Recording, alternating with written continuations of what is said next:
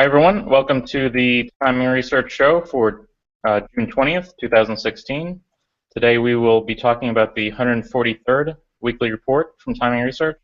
So if you haven't had a chance to take a look at this yet, just go to TimingResearch.com and you can download this or any past report there. I have Matt Buckley moderating for me again today, so I'm going to go ahead and turn it over to him.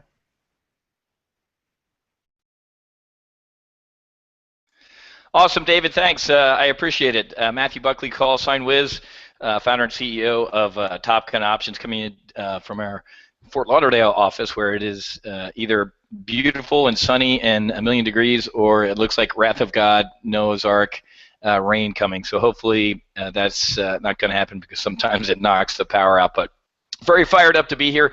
We have a 600-pound, 800-pound gorilla in the room this week that I'm sure all our guests are going to talk about, and I'm sure all our folks attending today want to know what we think is going to happen and which way the market's going to go.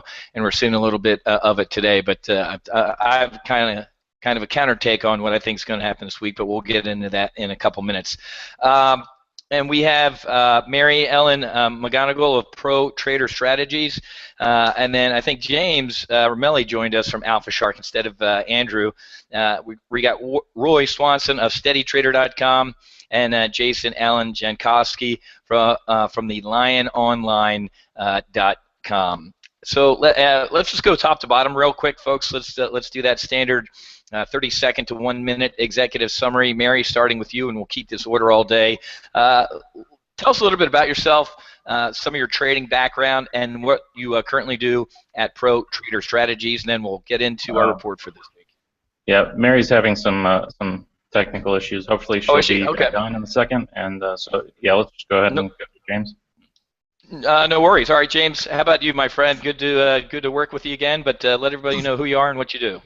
Hey, how's it going there, Matt? Good to be back here again. So my name is James Romelli, trader at AlphaSharkTrading.com. What we focus on is equity options. We have other areas of focus as well that some of the other moderators in our live trading room pay attention to, but the founder of our company, Andrew Keene, and my main focus is equity options, but particularly institutional equity options order flow. So what we sit around doing all day long is staring at the tape, looking for large block trades that are being conducted by hedge funds, mutual funds, sovereign wealth funds, the biggest players in the equity options market. We try to figure out what they're buying and selling, and then what that means about their expectations for the overall market and where all the big smart money is getting behind ahead of momentum or ahead of catalysts like we have going on later on this week. So that's our main focus, and really happy to be here today.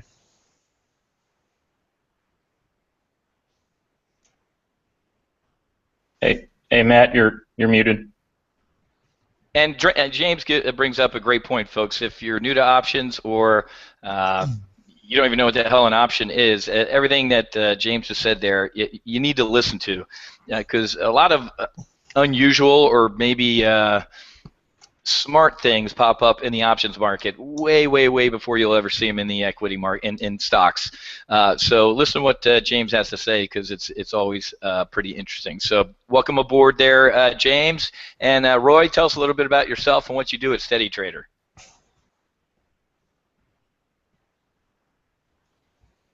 And you might be on mute too.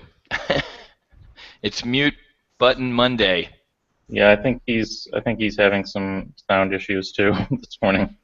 Sweet. This afternoon. So yeah, let's. I'm about to get struck by lightning, so I might have my own sound issues. It'll be James and Jason. Jason, are you up? Are you alive? Are you there, brother?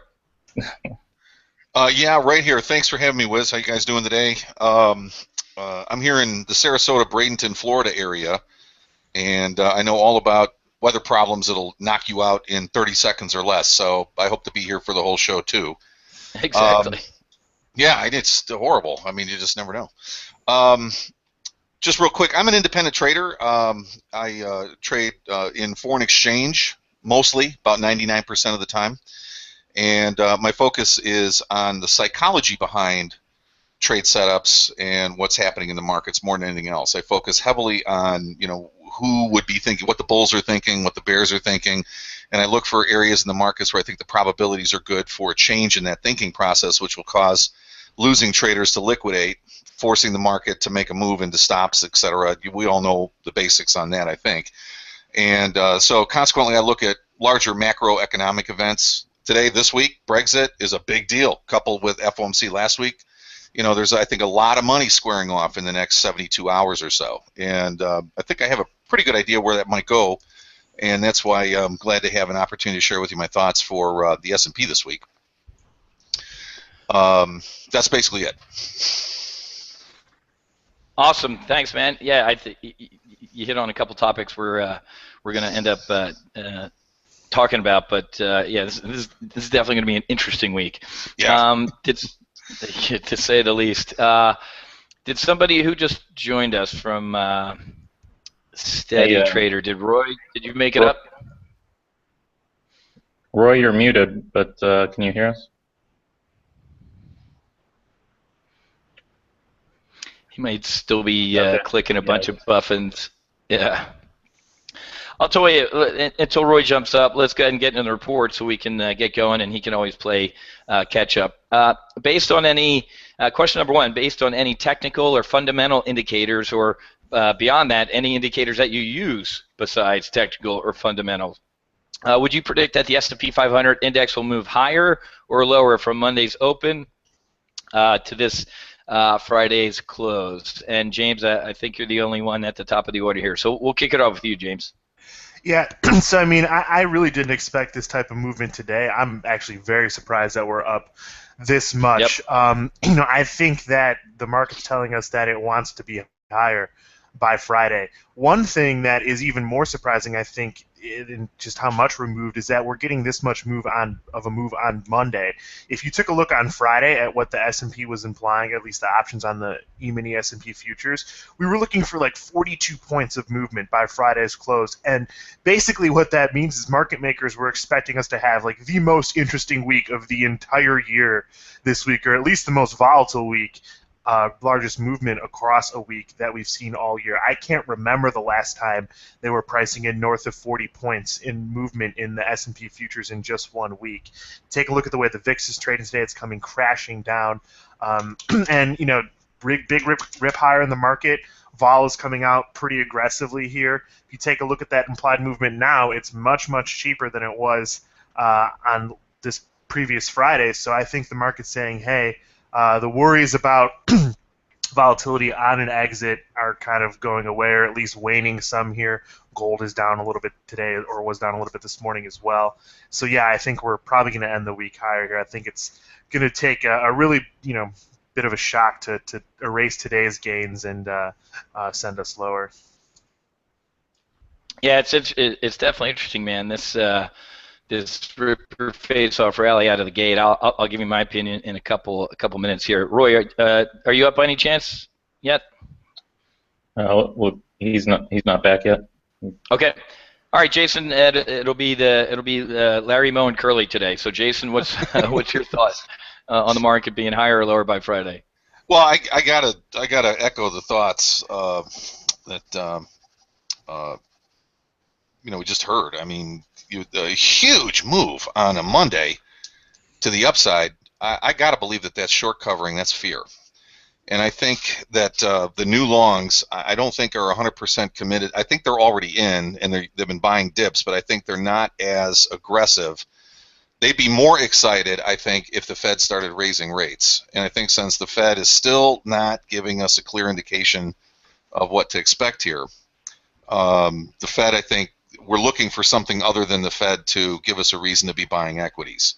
And if the Brits stay in the Union, that's a real strong positive. And I think that we're seeing that. I think the shorts were scared out of the market with the report over the weekend that they really think now that that's not going to happen. The Brits are not going to leave.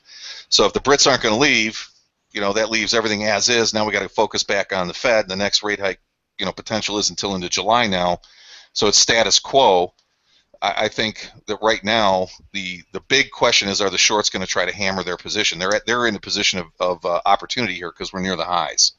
So my thought is that I think the shorts are going to win this week. I think they're going to use every opportunity to get repositioned on higher price action because I don't think the Brits are going to leave the Union, and that would be considered toppy, in my opinion. We're near the top where the shorts want to take a position.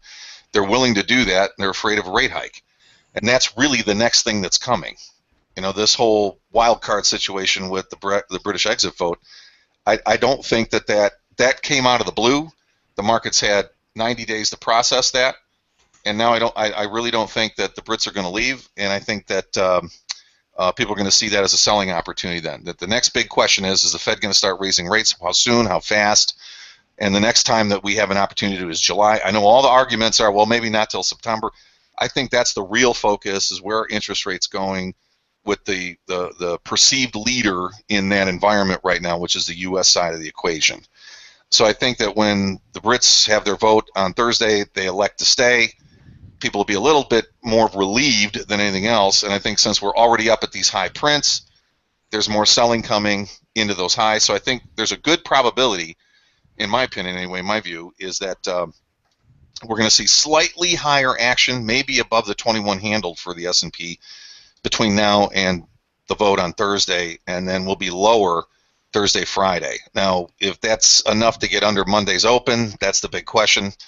I've got some proprietary signals that I look at that lead me to believe that we're really toppy here. I mean, you can get you guys know you can get hundreds of points of volatility on wild card and black swan events, and that might still happen. But I think net we're probably just a hair early on the highs for the week on a Monday. Correct. And I think we'll see some selling midweek. I think is where that's how I would play it. If somebody said, how would you play the S&P this week, I'd say I would use this rally as an opportunity to sell. I'd look for a little bit higher price action, maybe above the 21 handle, maybe even a daily close up there, and then check the volumes. If the volumes are lower or in the lower 40% of what they typically are, I would say that's the market getting ready for a turn. That's how I would play it. So you think we got this pop here, maybe a little bit more of a run there, but maybe sell on the news, but still finish higher than where we opened right now. I think that's the hardest call, because you had a nice gap higher, and it ran on Monday. That's short covering, I think. I don't think that's new longs. I don't think professionals will be buying up here. I think they want to be closer to the 2000 handle. So I think it's short covering, and probably small time frame traders like day traders or intraday traders trying to take advantage of the momentum, which is fine. That's all part of the game. But I don't think they have a whole lot more upside here for the bulls to really work with. I think that the big money sellers are going to try to cap it, and I just don't see the market being higher from Wednesday into Friday. Big question is, are we going to be able to cover that 100-point move? That's just from you look at the lows from last week to where we are today. That's a monster move in this pair, or I shouldn't say pair. I mean the S&P. That's a big move, and correct. In a short period of time, 72 trading hours. I mean, I got to believe that's short covering. So I like the idea a little bit higher maybe, and then I think the sellers will take a stand. Nice. I think we'll be lower by Friday, but will we be lower from Monday's open? Yeah, that's the tough one. That is, if we are, man, the stops are going to be just wicked down there, I think. Oh yeah. Well, but yeah, it'll be this.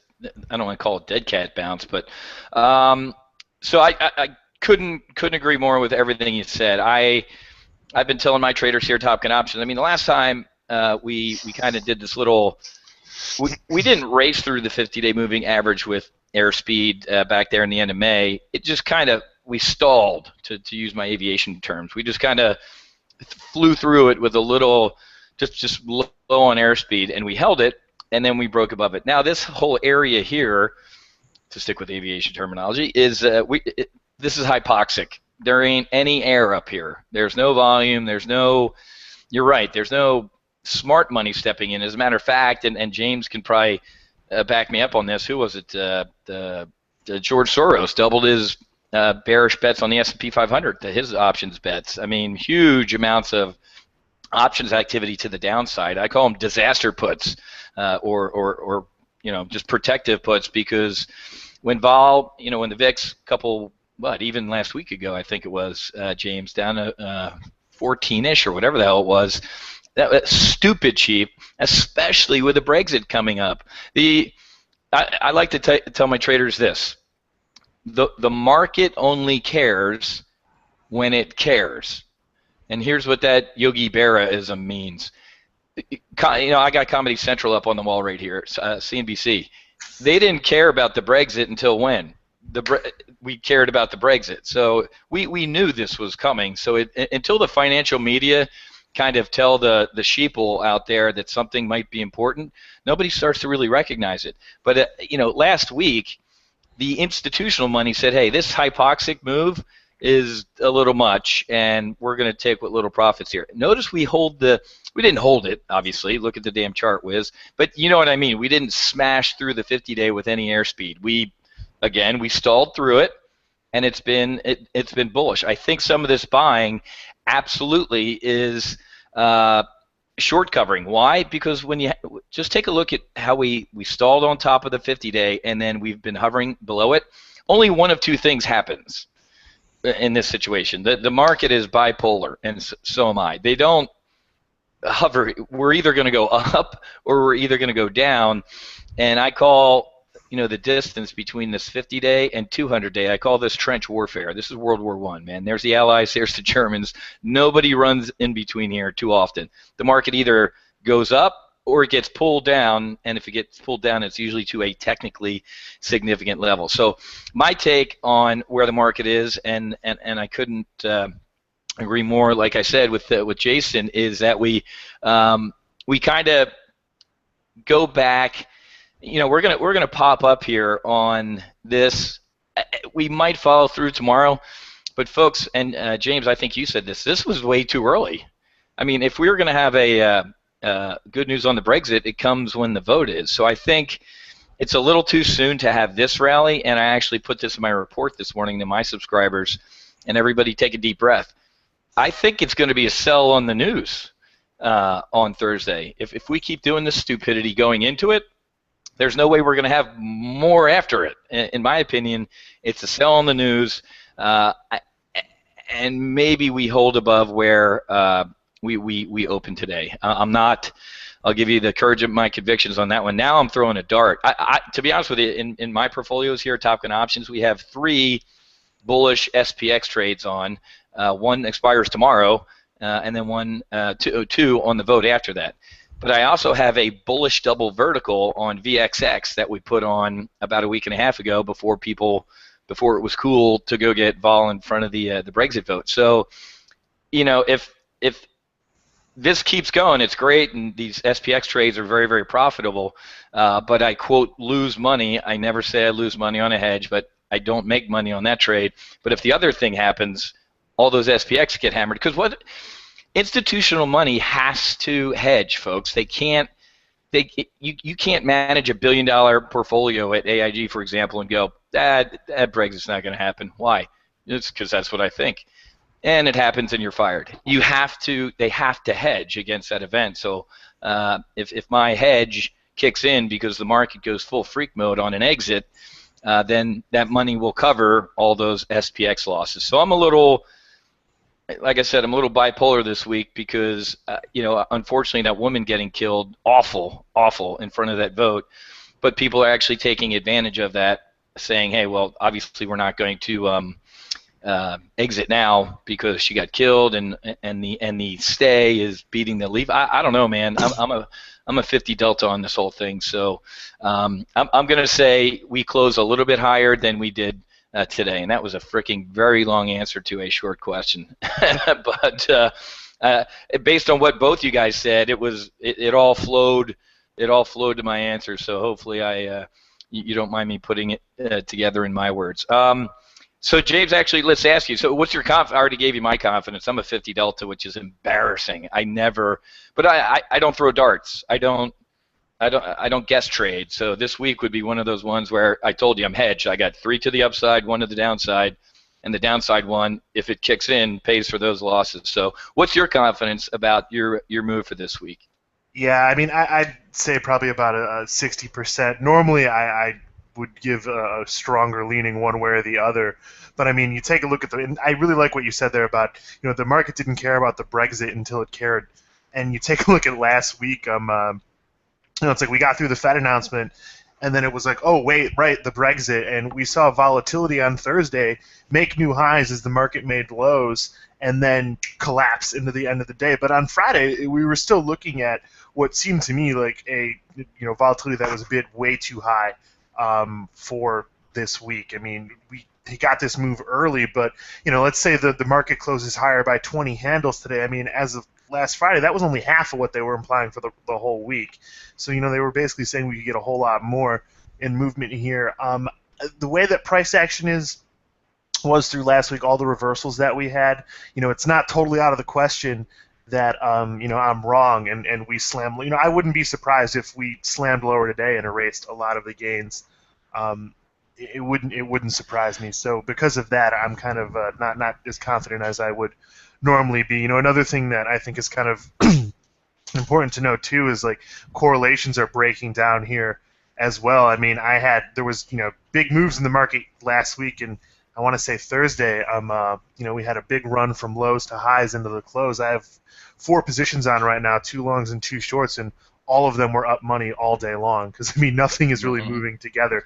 Tough market for stock pickers right now, I think.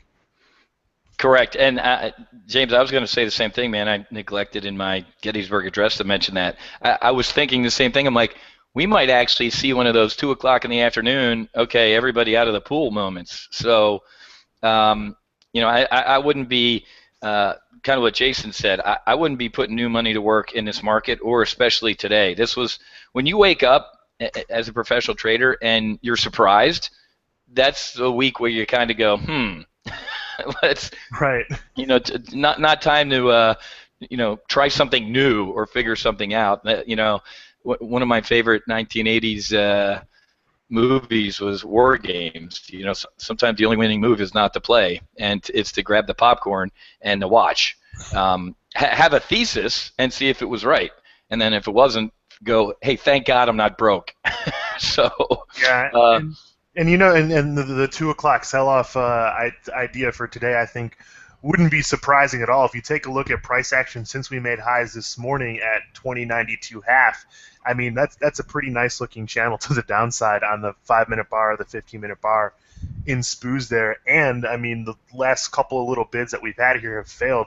When Jason was talking there and giving his answer about how he thought we were heading lower, the market felt like 6 handles in 3 minutes, and is now starting to come back a little bit more weakly than it did, when it did that at around 10 o'clock in the morning. So I wouldn't be surprised if that happened today at all. Yeah, I concur. I'm with you, and that's what's funny is both of us thinking that you and I aren't the only 2 clown cars running around in the face of the earth. I'll bet you there's a lot of money out there. When I ran Peak 6, helped run Peak 6 up in Chicago, we'd probably be sitting in a conference room right now talking about, hey, we ready for the afternoon, Okay, Jason, I don't think anybody else is up again yet. So, Jason, what's your confidence? I think you might have given it to us, but yeah, I would have to say I'm above 70%. I really am. I think that I think you hit on it when you said it's a buy the rumor, sell the fact. It's when all the new, you look at the currencies in the past. I would say go back 2 weeks.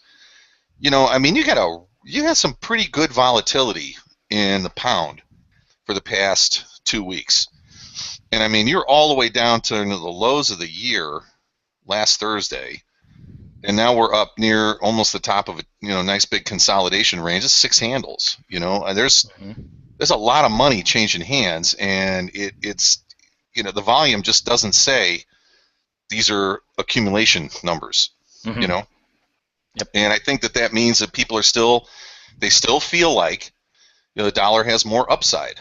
And what would be the best thing for the dollar to climb right now would be refocusing on how the Fed is going to lead the world back to stabilization and normal interest rates. If that's really going to happen or not. And I think that the dollar might be saying that with all this volatility that it's a buyer's market in the dollar right now. So you want to use all this volatility to take advantage of that. And if that's the case, I really think smart money wants to sell rallies in the stock market because a stronger dollar would be initially, at least, a push lower. I mean, if you can manage $1 billion account and get a 12% or 14% yield on your trading in, say, 6 months, sure, you're a hero. Mm-hmm. So you want to be selling these rallies. Dollar starts to climb because we've got a little bit of a bump up in rates. Stocks are going to pull back a couple hundred points. There it is. Mm-hmm. So I think smart money is really. I think you're right about that. I think that the interest is on the sell side of the S&Ps, the sell side of stocks on lifts, and they just got handed a big one today because people, they're not going to leave. The Brits are going to stay in. That's great. Well, if you take a look at a week after the vote and 6 months ago, the Brits are still in. So what's all this volatility for? Just to take advantage of. Correct. So I mean, I really think that there's a better probability that like you, I liked your aviation analogy there. And my first thought when you said that, my thought was I'm an air show pilot and I've got my Marchetti firewalled right up at 10,000 feet and I'm hanging on the prop. Yep. That's wonderful, but that ain't going to stay there.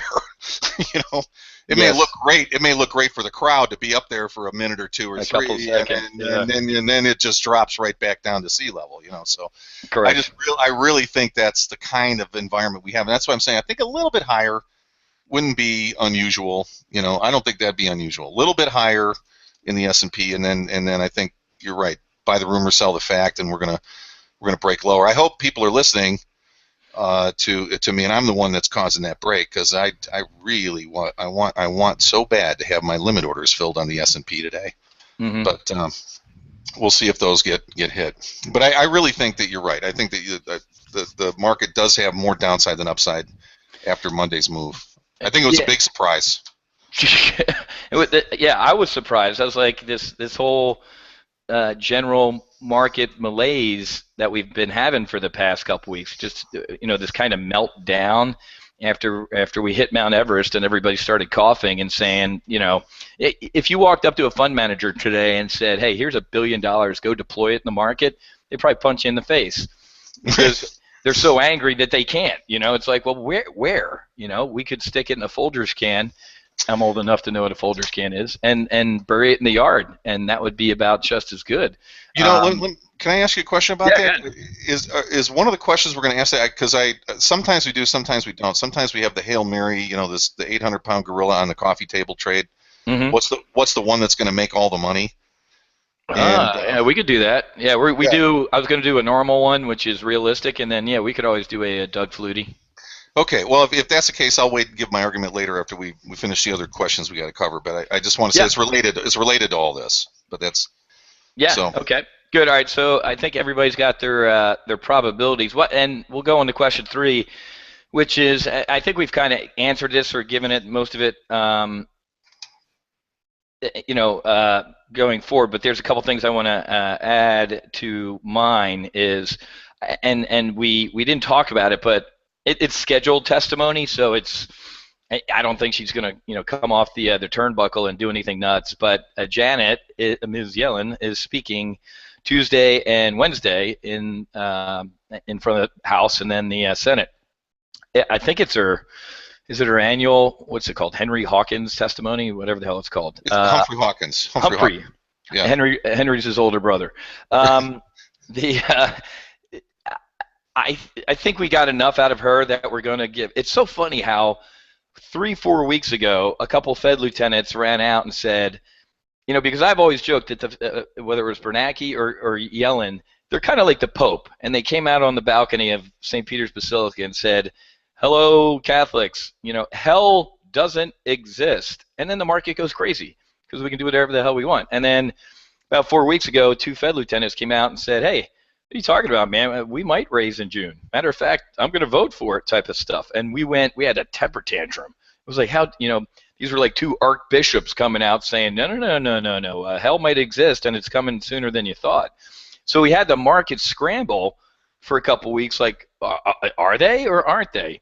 And then we had our national embarrassment jobs report, which if there were a Republican in office, it would have been breaking news on NBC with Brian Williams. But 38,000 jobs, we're consistent in job growth. I was on a naval air station. I was based on a naval air station that employed more people than 38,000. It just, so obviously the June wasn't going to happen, but her words, are kind of consistent with the next couple months type of words. I just don't think for the rest of the year that she is going to raise rates in a non-press conference, a Fed meeting. Maybe a year from now, when they're like 5, hikes in or whatever it is, they're starting to issue these via press release. But now I think the second one that she does is going to be her in front of a camera. I don't know if it's going to be the summer. My bet, if I was a betting man, and I'm not, so I don't know what advice this is good for. My point being, I don't think she's doing it in the fall with the election. She's not going to get in between a rumble in the jungle with Trump and Clinton and raise interest rates, in my opinion. I think she's going to get one on the scoreboard in December when nobody's really paying attention to looking, and she can say, hey, look, we got one up on the board for 2016. So the one thing that we didn't mention that is going on this week is the chairwoman in front of testifying. So we know that's going to be on Comedy Central for 2 days straight, what she's saying, and we're going to be parsing every word. But to what both you guys said, I don't know if it's going to impact the market at all, because we all kind of feel and know what she's doing, which is good, because the Fed likes to pride itself in clarity of communication, or you guys should know what we know that that we think we know. But I think we'd be remiss in not telling all the viewers or the listeners that Janet is speaking this week, and I don't think it's going to do anything. But what about you guys? What do you guys think? Is she going to do anything this week? Can I just offer one insight into that? Yeah, you bet. Okay, I think you're right. The world is going to hang on every word for whatever. Whenever the chairman of the Fed is in a public forum, people are looking for that. They're looking for some kind of hint. I think what will be more telling is the Fed minutes. Who voted for a hike? Who voted against the hike? I don't think they'll be unanimous, and I think that'll play more of a role. I think that there's somebody who said, look, it's time to hike. And jobs growth aside, I think somebody said, look, it's been 11 years. One rate hike in 11 years. I mean, it should be clear the problem is Washington. It's not the Fed monetary policy. And I think people are really, I think they're getting tired of the Fed always being the bad guy if they are not able to stimulate growth. And so I think, regardless of what she says this week, I think people are going to take it all in stride. She's not going to say anything that's going to really rattle anyone's nerves or rock the boat too much. But when we look at the Fed meetings, the minutes for this meeting, if somebody said, hey, I think it's time to vote, that we need to raise rates, you had one or two guys out there who said, yeah, I think it's time, and then that was overridden, that's going to play more of a role. So I would really watch for the FOMC minutes to create some volatility too. That's a good point. That's a very good point. What do you think about some of that, James? Yeah, I actually think that the main reason that we don't need to expect any kind of fireworks in Yellen's testimonies this week is that, like you said, they're priding themselves on clarity, and they understand that she understands, the Fed understands that they can't really drop any. The market in whatever state we're in now is not strong enough for a big shock like that, a big surprise. I mean, that would cause a lot of damage, I think. So at the same time, I think that if they're trying to promote clarity and transparency and give traders and investors a little bit of a roadmap, that there's not going to drop any bombshells in a week when no one's even really. I don't think anyone's really even going to be paying attention too much to that testimony. You take a look at, flip on any financial media channel right now, and what is it that they're talking about? They're probably already on their 10th segment of the day about the vote in the UK and the referendum. The big countdown clocks are in the corner for that. That's everyone's focus this week. I mean, we looked at volatility being priced into the S&P last week ahead of the FOMC, and it was nothing compared to what we've got going on this week. So that tells me that people are paying way more attention, or at least care a whole lot more about the outcome of the vote on Thursday. It'll be interesting, though, to see how volatility changes after Yellen's comments Tuesday and Wednesday, because we won't even be getting results from the vote until, I don't know, something like 3, 4 o'clock in the morning on Friday. So it'll be interesting to see if she has anything to say that might put a little bit more of a bid in implied vol after we see it rushing out today. But yeah, I don't think that we're going to see any fireworks at all in that testimony. Yeah, that's all great points, James. So yeah, we're gonna watch. It sucks to listen to her talk. You have to. The three of us have to, because halfway through it, I want to stick a pen in my eye. I'm like, oh my God, man, this is brutal. But you really do have to listen to the nuances of the words, and it's like watching submarine races. I'm like, oh my God. Yeah, somebody give me the cliff notes, please. But all great points. I wanted to. David did a great job with the report this week. One of the questions was, hey, why would we be heading higher or lower this week? And I think the three of us kind of gave some great reasons for that. But on the bottom of what page is it? 3. This guy or lady who wrote BTFD with 4 exclamation points. Who cares about Brexit? Who cares about interest rates? Who cares about World War III? Just BTFD. And if you don't know what that means, it's buy the flipping dip. I'll be family friendly here. So it's pretty funny to see some of the answers and what people say, because it's funny. And here's another post. Because nothing makes sense anymore. Why wouldn't it increase? Sarcastic voice in parentheses. So I love reading a lot of these responses. It's pretty good. So, and I got to tell you, if you look at the Brexit referendum in question 4A, do you think the people of the UK will vote to leave the EU on June 23rd? Yes is 53 and no is 47. And it's pretty interesting because that sounds pretty damn close to what's going on. And you got to be careful because, like we all talked about, this little bit of a relief rally for today. Hey, they're going to stay. Hey, man, anything can happen in 24 hours or 48 hours, and momentum changes. And people also, I'll use a soccer hooligan analogy. I wouldn't be surprised if some people just vote to leave to kind of throw something in the works just to be a soccer hooligan. So I'm still, like I said, I'm a 50 Delta. I'm hedged, but I'm also ready to go, rocket to the upside if it's a no vote or a leave vote, stay vote, whatever. I got that backwards. So what do you guys think as far as the pluses and minuses, and then we'll get to some trades. James, what do you think? Because we asked the folks hey, what do you think is the consequence if they stay or if they go? Give us your cliff notes on this vote thing, man. Why do we even care here in the United States? Maybe that's the question. Yeah, so I think it's really interesting that people have such strong opinions on what's going to happen if they stay or if they go. I mean, some of the best and brightest economists in the world are saying that we can't even quantify right now what the results of a vote one way or the other would be. It's going to take years and years for us to really kind of see what happens, what the long-run economic impacts are for the EU and for the UK. With all that said, I mean, it's just about uncertainty, right?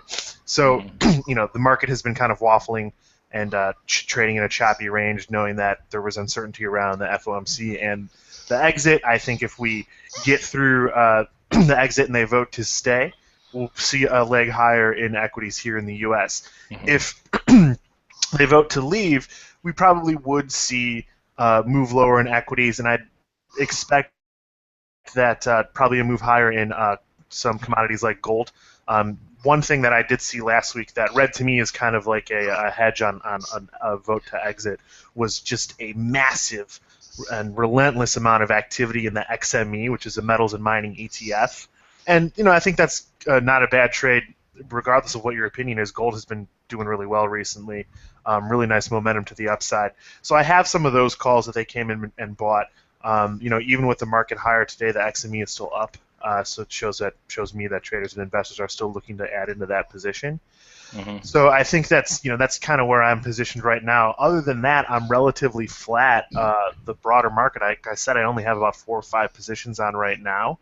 I, for one, think that we kind of need a little bit more information about the strength of the economy here in the U.S. before we can make any kind of medium or longer term guess on where the stock market is going into the end of the year. And I think we'll probably start to get that.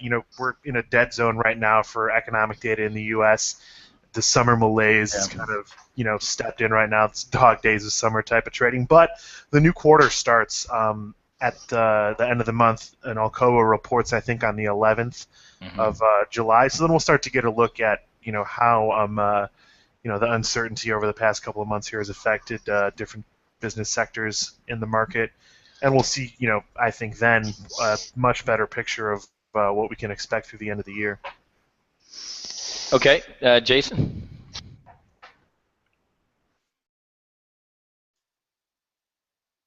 Are you there, Jason? You might be on mute. Sorry about that. I was on mute. Sorry. Yeah, I wish I could offer a qualified point of view on what would happen if the Brits leave the UK, but that's a huge economy. Decoupling from another huge economy. There's going to be people that benefit from that, and there's going to be people that are hurt by that. All I know is the price of tea will probably go up, but I can't imagine any of us being in a position where we can really understand, instantly what would be the big take on that. I think a lot of people believe that the biggest problem is if the Brits leave, it's not so much the Brits leaving that's the problem, is that it sets a precedent for Italy and Portugal and Greece. Who's next? And yeah, who's next, and what's going to be their argument, and if you put it to a public vote, which is the big problem, because the public doesn't really understand the first damn thing about economics and finance anyway, except they just need to know, whether or not they can get a loan for what they want. They don't.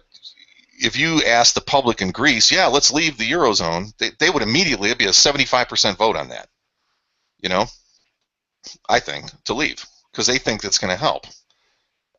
I don't think the public is the people they should be asking, so, but, you can't run a republic like that, and since they're all united under the same, kind of concept. If the Brits leave, that gets on the ballot, which it did, and now all they need is a 50.1%, majority. That could set the precedent. I think that's really the big problem, is the precedent. If the precedent is set, then there's going to be, I think the major fallout isn't necessarily going to be what happens to England's economy. I think the major precedent is whether or not the EU is going to be able to stay together. I don't know if that's something everybody's really looking forward to, because the last thing anybody wants over there is political or economic destabilization.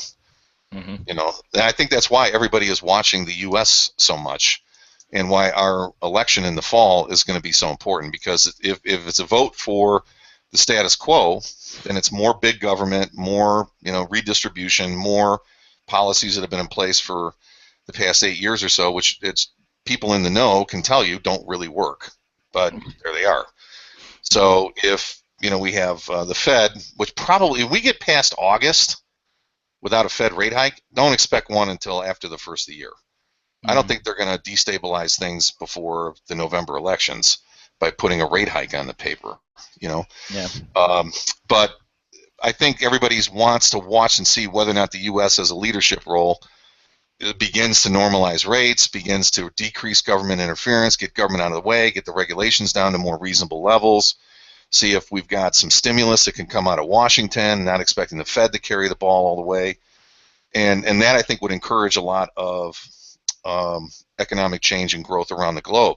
If all that falls apart heading into November, and people see the Brits leaving the UK leaving the EU ahead of our November vote, I mean, it's just going to be a destabilizing world. I think it's going to be a bigger problem than just what happens to the UK economy. So I think in a big picture like that, it's going to be, everybody's going to run right to gold, and gold will just fly. Yeah, my opinion. It's interesting the way you say that, Jason. If the Brits leave like that, because I think it points to a growing sense of nationalism in a lot of countries. hello, United States. Obviously, we have Trump, the hey, close the borders type of guy, versus Clinton, open the borders, take in more Syrians. I mean, and it's interesting because I've been watching the Brexit vote closely. I'm a little fascinated with British politics and the way they do things. And the hey, we should stay, folks. They're going with the numbers, like well, if we leave, we have to come up with our own trade deals, and we have to, and it's like listening to Janet Yellen talk. I mean, I'm listening to some of their arguments, and my eyes are glazing over. But the let's leave guys are like, look at all the immigrants coming over. They're destroying Great Britain. We used to rule the world. I mean, they're playing on emotion. And James brought up a great point. I mean, if the UK leaves the EU, even the Wolfgang Schnabel, I mean the finance minister from Germany, this dude's like, there will be no single market access for Great Britain to the EU, meaning you're going to have to make 18 trade deals with individual countries. So suck on that.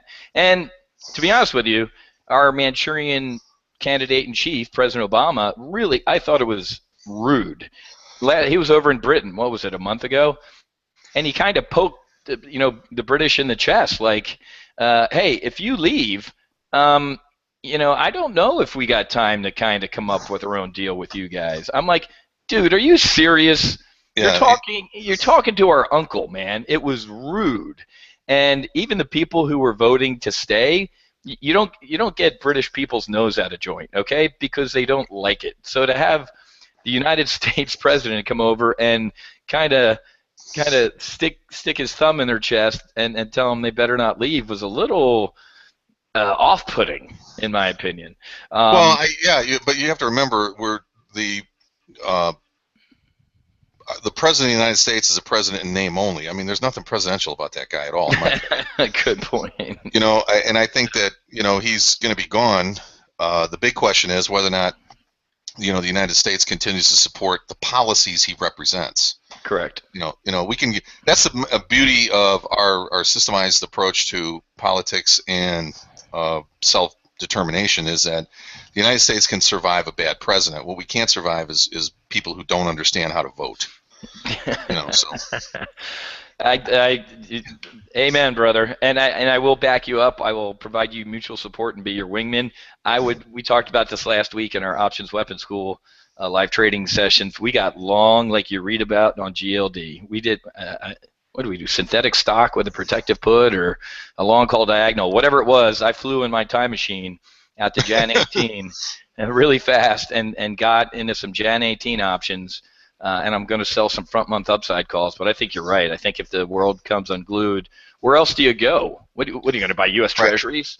You're right, exactly. And I think that the guys out there that are looking for the home run into the end of the year, that gold there could be a lot of it. Correct. That's exactly right. All right, fellas. Hey, geez, even though it's just the three of us, we did some great talking, and I think we're brilliant. Just ask us. So let's do our crowd favorite, which is let's go around the room to the three of us. And James, what are you looking at today, man, or next week, or 2 years down the road, options-wise? That would be a pretty decent trade, either around the Brexit this week, or you know what, Whiz, I ain't trading this week. I'm sitting on my hands. This is something a little farther out in time. What's on your radar? Yeah, so I actually haven't taken any new trades yet today. All I've been doing is taking exits in long positions. One thing that I think would be a pretty decent play on not only recent price action in that market, but the Brexit would be the XME. Like I was talking about a little bit earlier on Friday, we saw about 25,000 calls bought in the XME on the August 26th line, which is about $1.70 out of the money right now, with 60 full days left to go. That's, I think, probably my favorite trade right now. Another thing that I've been noticing today is that we did see some institutional money coming in and starting to nibble on some puts in oil-related names. Halliburton and Rig both saw some increased put activity today in kind of shorter to medium-term expirations, weeklies, and July options. July options expire in about 25 days. So I think kind of in the short term, maybe look for some downside pressure in oil names, and in the more medium term, I'm still looking at gold stocks. Okay, sounds good. I love everything you just said, man. That sounds very smart. Jason, how about you? Well, I'm going to kind of break with convention here, and I really believe that the Hail Mary play. I've been trying to find a price point that I'm happy with and just bank it. Just leave it on forever. And I think that is natural gas. I think somewhere this $2 to $2.50 level, it could be there for years, but I think that's the buy of the century. I think you could, you know, um, natural gas is basically free, and so much of the world runs on hydrocarbons, and that's not going to change anytime soon. And I think if somebody can figure out how to convert our trucking industry or our diesel electric trains or just on general consumption of BTUs, natural gas represents 3 times the mileage at this price than they're getting now. You talk about an economic boom. Mm-hmm. I think that if there's any kind of disruption globally, and we have another disruption in major supplies from the Middle East, I think that's when the money. I think that's you get a lot of really lean and mean companies out there right now that got a lot of cash to invest in alternative energy ideas, and I really think that natural gas, it comes from drilling crude, and it's all the storage is full, and they burn it off now because they can't find any place to sell it or store it. I think that is an opportunity waiting to happen. I think we're on the highs of the year for natural gas right now, and we've been as high as 6.5. We're at 250, 275 right now. And we were 2 years ago was at 6.5. I mean, I think the actual value of a natural gas contract, when the contract value, is the lowest it's ever been, for the size of the contract that they trade on the energy exchanges. Mm-hmm. You could put money to work. You could put a 401k or an IRA to work, leverage a very small position, and if that hatches, it could be a really big home run. I really think that people being all concerned about crude oil and natural and gas prices and diesel and all the rest, I think they don't have their eye on the ball. I think that if we all look at the world's not going to stop turning if we have all these issues we talked about really come to fruition in the next 4 to 6 months. And they're going to need energy. And if there's some disruption somewhere, they're going to turn on the pipes, and those pipes everybody's going to want that gas. And I think that's going to be, that's an opportunity right there. Nice. Okay. I like that. I was taking notes there. Let's go over to mine. I'm looking, I think, James, you mentioned this earlier. I don't know if you called it that, but I knew what you were talking about. James was talking about kind of how big the options market is this week. The at-the-money straddle, if you don't know what that means, don't worry about it.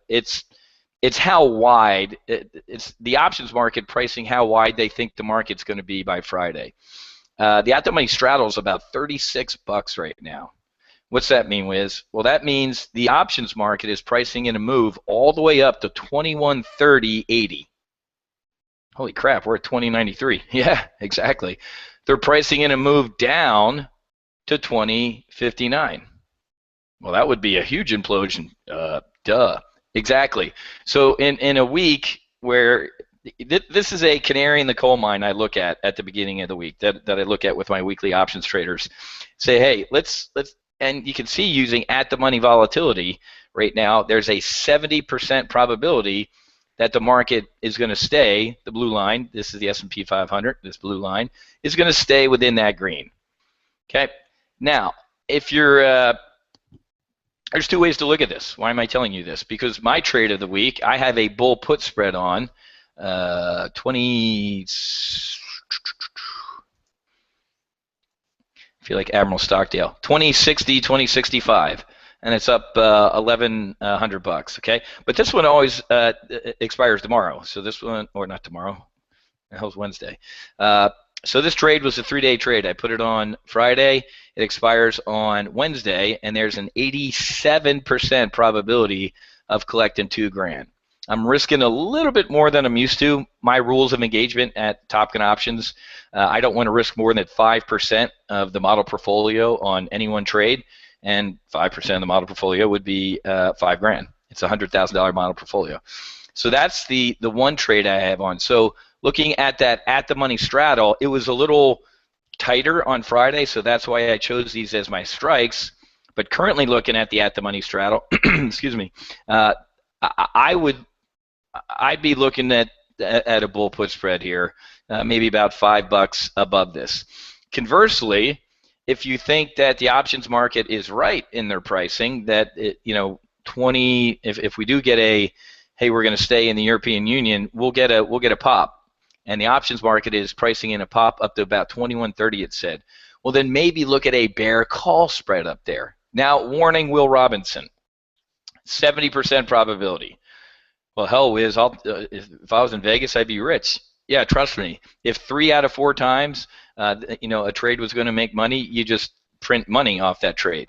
I will tell you that the at the money straddle is the way it is this week because of the 3 things that we've all been talking about. The uncertainty around the Brexit. So you're paying, the options market is pretty damn efficient. You ain't going to walk in there as a new guy going, haha, I bet they don't know this. They do. It's priced in there.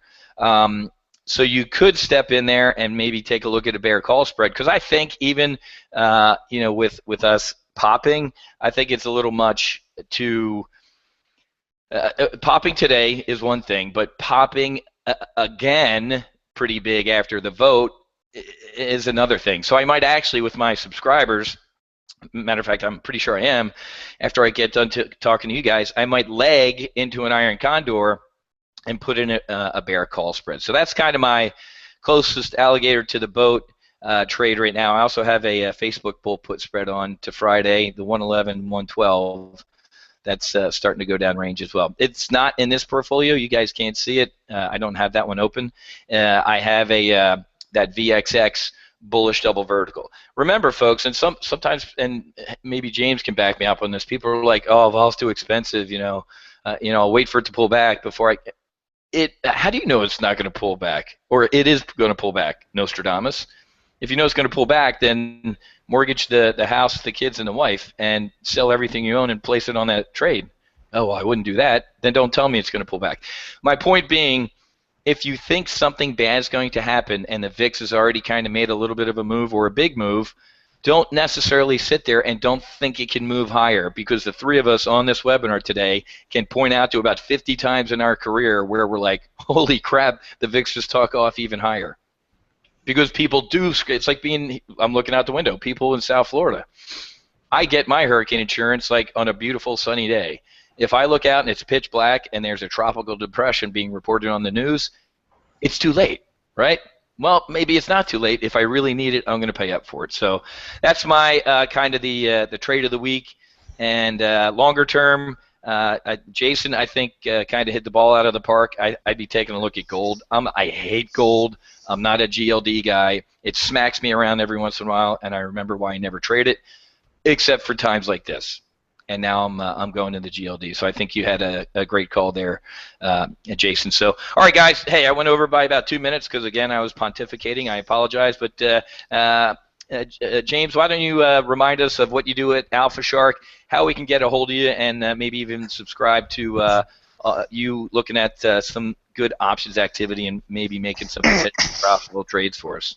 Sure thing. So again, our website is alphashark.com. You can contact us via the contact form there. There's a ton of different stuff for you to check out on that website. If anything, check out our daily blog posts. We shoot 2 to 3 videos a day on interesting, unusual options activity that we've seen in the week, how it's worked out. We do follow-up videos on that. So if you're just kind of looking to familiarize yourself with reading the tape and what unusual options activity is, that's a really great way to do it without having to subscribe to anything. And if you're interested in checking out any of the services that we have kind of on a trial basis, we don't normally do that.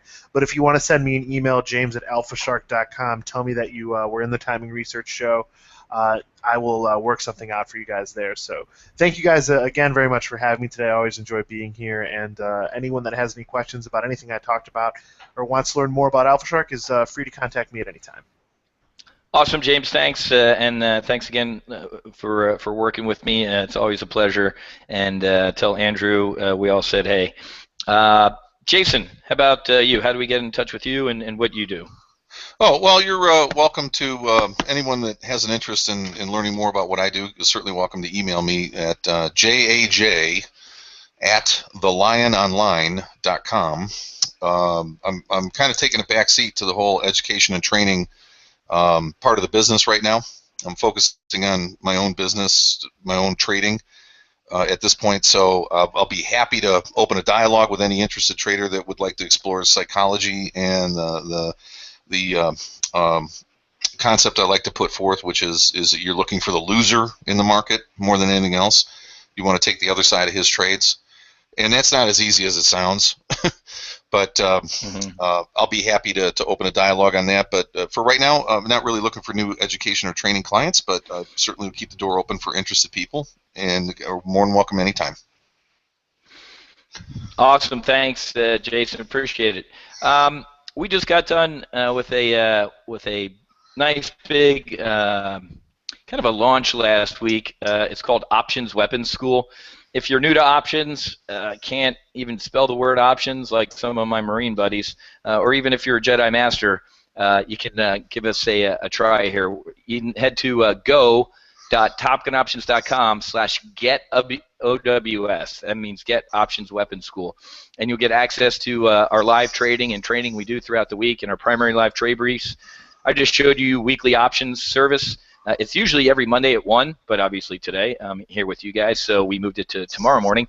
But I put that Friday trade on you saw that's up $1,200. It might make $1,900 by Wednesday. So there's a nice $2,000 trade in about 3 or 4 days of trading. Urgent alerts, you get an 8-week session with me every Wednesday night at 8 o'clock. I grab a glass of Pinot Noir, and we sit here and we talk options, strategies, tactics, everything for about an hour, hour and a half, and you also get access to our workbook. So if you're interested, you can head to go.topgunoptions.com/get-OWS, or you can give us a call. That's our number on this page, 754-300-1084, or you can shoot Annie Santos is our Director of Client Services, support at topgunoptions.com, and she'll hook you up. She's also Brazilian, so forgive her accent, although she's been here for 15 years. Ask her about the Olympics and all that type of fun stuff. So, but all right, guys. Hey, again, it was a pleasure working with you. Had a blast as I usually do. David, thanks for having me as your host once again, and I will turn it back over to you, my friend. And have a great day, guys. Great working with you. Thanks. Yeah, great show, guys.